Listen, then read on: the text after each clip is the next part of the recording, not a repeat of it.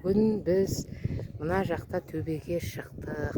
Анау көк болып көгеріп тұрған біздің Айша Биби санаториямыз. Төбенің басынан тұрып, барлық даланы түсірейін деп келдік.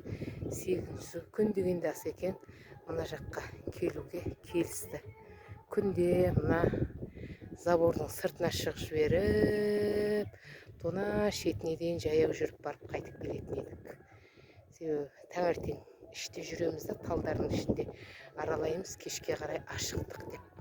Маңғыстауымыз ғой, не дегенмен жел ұрып тұрған ашықтық жер керек деп сыртқа шығып кетеміз. Анау міне Алакөл деген көл.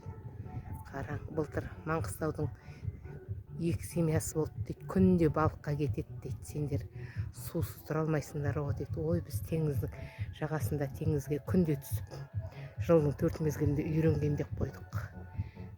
Біздерді біреуінің жиені адай, біреуінің құдасы бірдеңе, біздерді құдағи деп, құда әйтеуір өздерінше сөйтіп жатыр.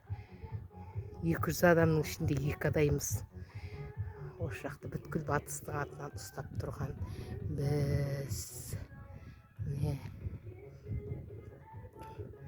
анау Алатау, Алатаудың ар жағы шамасы Қырғызстан-ау деп қойдым.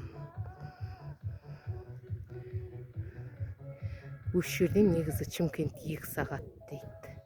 Даже Таразға дейін келмей-ақ, оказывается, Шымкентке келіп, Шымкенттен бері қарай келе салуға болады екен 2 сағат. Себебі Тараздан да мына жерге где-то сағат жарымдай жүреді ау деймін. Енді өткенде су сағатын қараған жоқпыз, Алла қаласа ертең қайтатын кезде сағатын қараймын ғой. Мынау күн ұясына батып баратыр. Асекең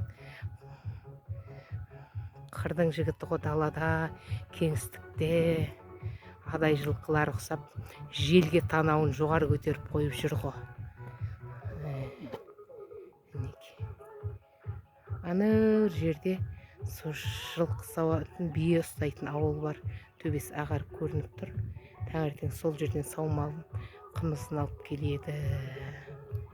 Міне